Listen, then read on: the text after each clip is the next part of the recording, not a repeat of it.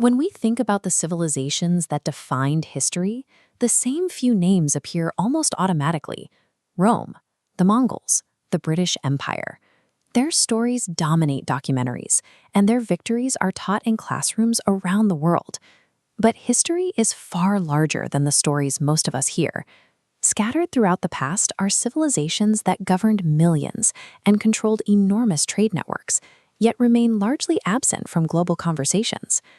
Long before European colonial powers reached these shores, the Indian subcontinent was home to sophisticated societies and strategic centers of commerce. These were not just regional kingdoms, they were the focal points of culture and political power for centuries. Omitting these empires from our shared memory creates a significant gap in our understanding of how civilizations rise and influence the world. Consider the Maurya Empire. Over 2,000 years ago, they unified vast territories across the subcontinent, establishing a centralized authority that managed taxes, infrastructure, and military forces on a scale rarely seen in the ancient world.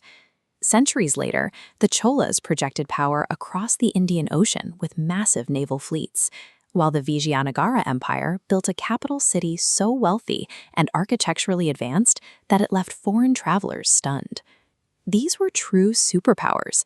The fact that their names remain unfamiliar to many suggests that our historical narratives are often shaped more by tradition than by the actual scale of these achievements. Governing these territories required remarkable organization. Chandragupta Maurya had to coordinate complex administrative systems across thousands of miles at a time when communication was limited to the speed of a traveler.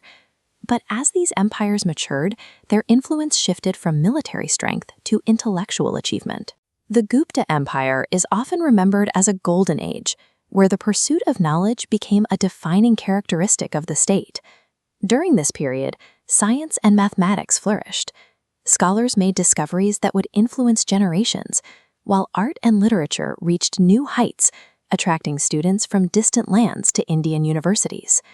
In the south, the Chola Empire mastered the ocean. They turned maritime routes into highways of opportunity, connecting international markets and shaping regional politics through their control of the seas. Later, the Vijayanagara Empire maintained this momentum, defending strategic territories and encouraging cultural growth.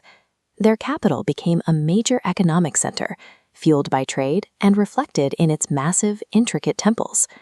These civilizations proved they could master every traditional metric of power, from military unification and maritime control to scientific innovation and economic wealth. However, the path of empire building often came at a staggering human cost. Ashoka, the third ruler of the Maurya dynasty, initially pursued power through the standard method of violent expansion. This expansion culminated in the Kalinga War. It ended in victory, but resulted in enormous suffering, massive casualties, and the devastation of entire communities.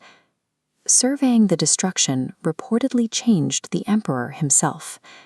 Instead of celebrating his conquest, Ashoka began to question the very nature of the power he had spent years consolidating. The horror of Kalinga served as a turning point. It forced a shift in the empire's trajectory, moving away from conquest and toward a new focus on the welfare of his subjects. Ashoka made a decision that few conquerors in history ever have. He chose to turn away from military expansion at the height of his influence. He pivoted toward moral governance, promoting religious tolerance and public welfare through edicts shared throughout his territories. To ensure these principles lasted, he had them carved into rocks and pillars, embedding his new laws into the reality of the empire. These monuments, like this pillar and stupa, remain today. They serve as physical evidence of a ruler who attempted to transform his authority from a force of conquest into a system of ethics. By prioritizing these values, Ashoka's influence traveled across Asia, leaving an impact on culture and religion that survived long after the empire's borders had disappeared. If these empires were so influential, why do they rarely appear in our global historical narratives? History is often filtered through the lens of modern education and media, which tend to reinforce familiar stories from specific regions. As a result, even massive achievements can fade from public memory if they aren't repeatedly told. While the governments and borders of these empires eventually collapsed, their presence is still felt in the ruins they left behind. More importantly, their ideas endured. The mathematical advancements of the Guptas, the maritime networks of the Cholas, and the moral philosophies of Ashoka continue to shape trade, science, and thought across the continent for centuries. This legacy suggests that a civilization's long-term impact is not found in its popularity today, but in the foundational ideas it contributes to the broader story of human progress. Ashoka remains a rare example of a conqueror whose most significant victory was the decision to stop the cycle of violence. Civilization is a tapestry woven from many different cultures, and the forgotten empires of India represent a vital part of that record. Their stories remind us that history is richer than the few names we find in textbooks. By looking closer at these overlooked powers, we rediscover a more complete and complex account of our shared past.